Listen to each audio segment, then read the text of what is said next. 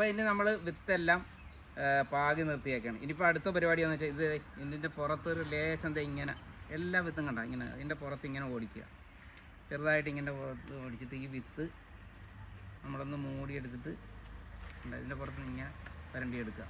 അതെ, ഇതേമാതിരി എല്ലാത്തിൻ്റെയും പുറത്ത് ഇങ്ങനെ. അപ്പോൾ